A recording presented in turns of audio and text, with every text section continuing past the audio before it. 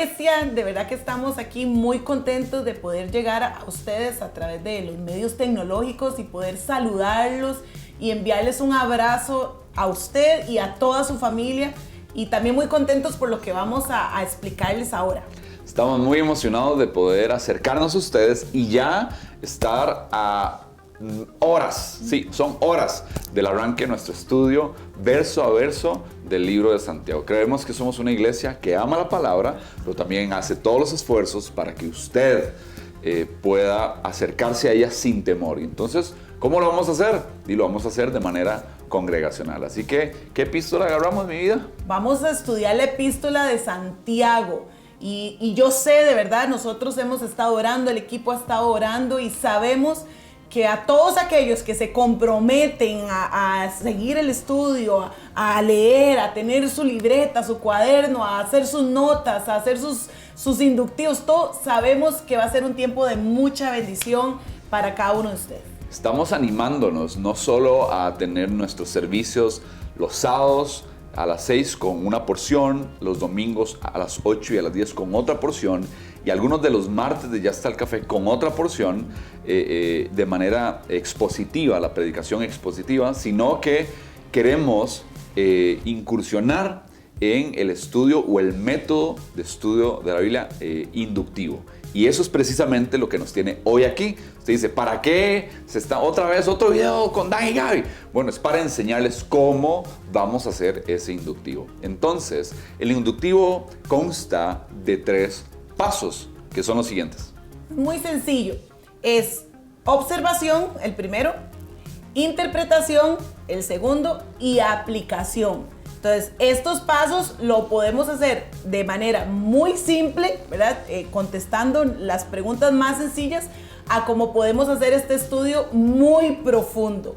Lo puede hacer desde un niño, se lo podemos enseñar a los niños de la casa, hasta ya personas que estén acostumbradas a tener estudios bíblicos ya por mucho tiempo.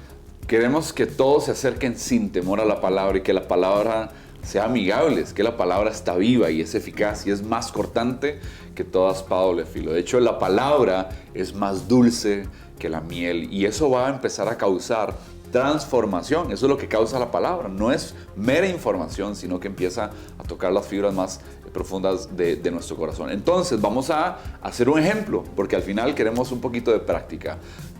Observación, interpretación y aplicación. Y la aplicación, ¿verdad? El mismo Jesús utilizó este método. Ustedes pueden encontrarlo en Mateo capítulo 16, cuando se acerca a sus discípulos y le lanza una serie de preguntas que llega a una conclusión guiada por el Espíritu Santo, cuando le pregunta a los discípulos, hey, ¿quién dice la gente que soy yo? ¿Quién soy yo? Y ellos empiezan a responder, dicen que eres fulano, tú eres un profeta, tú eres que Elías, eso. Y ustedes, ¿quiénes dicen que soy yo? Y empiezan a responder y ya viene el Espíritu Santo y Dios revelándole a Pedro. Pedro hará una de las grandes declaraciones. De hecho, al final le dice, bueno, no le cuenten a nadie que yo soy el Mesías. Pero hay cosas que Dios empieza a revelar a partir de las preguntas y el estudio inductivo que ustedes van a recibir por partes, ya lo tenemos todo armado, pero por partes, para que ninguno sea buchones, sino que vayamos viviéndola según estas semanas que estamos arrancando, podamos disfrutarlo y que nadie se adelante a lo que estamos exponiendo fin de semana tras fin de semana. Entonces, amor, ¿qué tal si nos vamos al capítulo 1 de Santiago, verso 1, ¿sí? De Santiago. Y voy a hacerte 2 preguntas y voy a hacerle a ustedes 2 preguntas. La primera pregunta es, ¿quién era Santiago? Eso ustedes lo van a recibir, ¿sí? ¿Quién era Santiago? ¿Qué dice el pasaje? Dice, Santiago, siervo de Dios y del Señor Jesucristo, a las 12 tribus que están en la dispersión. Salud. Y aquí era lo que yo les decía hace unos segundos, que puede ser desde lo más sencillo, ¿verdad? Porque algo que nos gusta mucho es ver a los niños también estudiando la palabra de Dios con nosotros, porque al ser toda la familia involucrada, papás, el hijo pequeñito, el hijo medio, el adolescente, el muchacho, los jóvenes, eso va a ser como muy, muy bonito a nivel de iglesia también. Entonces, la pregunta más sencilla es, ¿quién era Santiago? Un niño puede contestar, era el siervo de Dios y del Señor. Y ahí queda para un niño, por ejemplo. Pero para personas que quieren decir, bueno, sí, eso es lo que dice el texto. Bueno, es una de las cosas que uno tiene que aprender. El mismo texto va respondiendo. Pero cuando quiero profundizar, podemos contar con diferentes recursos. Y vamos rápido en esta parte. Tenemos diferentes versiones de la palabra, tenemos Biblias de estudio, aquí les vamos a mostrar algunas, y también tenemos recursos como concordancias, como diccionarios, como comentarios bíblicos serios que les podemos estar recomendando durante toda esta serie. Entonces, no sé si hay otra versión. Sí, para contestar la pregunta ¿quién era Santiago? En diferentes, la mayoría de las diferentes versiones de Biblias de estudio, siempre al inicio trae una porción donde nos habla de quién era el autor, dónde vivió, en qué años vivió, todo lo relacionado a el autor de esa carta. Entonces, en la carta de Santiago, el autor es Santiago. Y aquí nos explica cuál Santiago. Sí, el hermano de Jesús, ¿verdad? Sería el medio hermano de Jesús, ¿cierto? De papás diferentes, ¿verdad? Entonces, ¿cómo es eso, verdad? Bueno, entonces ahí empezamos a investigar un poco más. ¿Cómo? Es de los que antes no creían en Jesús, ¿verdad? De hecho, no creían en Jesús. Y después viene a creer en Jesús. Y después se vuelve una autoridad. Y se vuelve un seguidor. Y se vuelve una persona muy importante en el establecimiento de la iglesia, ¿verdad? También llamado Jacobo, ¿verdad? Pero eso uno empieza a profundizarlo y descubrirlo. Yo no sabía. Pensé que era otra persona por ahí. Entonces esas son las cosas que nosotros tenemos que estar aprendiendo. Hay recursos, ¿verdad? Y esa es la primer parte del inductivo. Observar lo que dice el texto. Lo otro es ya la interpretación, ¿verdad?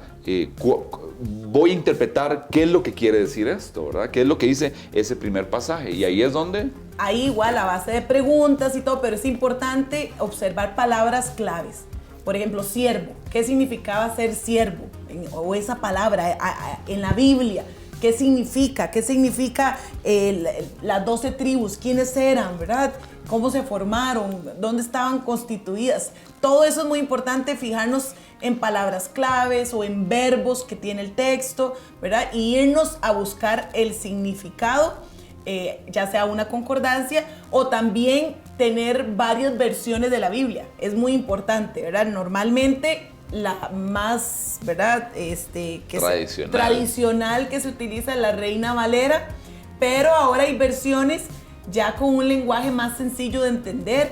Entonces es muy importante. Nosotros trajimos aquí Biblias pues físicas, pero ahora igual en la tecnología se pueden encontrar versiones de la Biblia de diferentes que usted puede leer varias para a veces el cambio de palabra de una a otra nos hace tener un mayor comprendimiento. Sí, son ventanas que nos ayudan. Así que esperamos que esta capsulita les haya enriquecido, les haya ayudado. Ya saben, vamos a ir con el método inductivo. Ustedes van a recibir el estudio con la intro y estas dos preguntas, ¿verdad? ¿Quién era Santiago y qué sabemos acerca de él? Y la otra, ¿a qué tribu se dirige y qué significa? ¿Y a qué se refiere cuando dice la dispersión de ellas? Entonces empezamos a indagar y al final es sacar los principios que había ahí, que es ser un siervo, por ejemplo.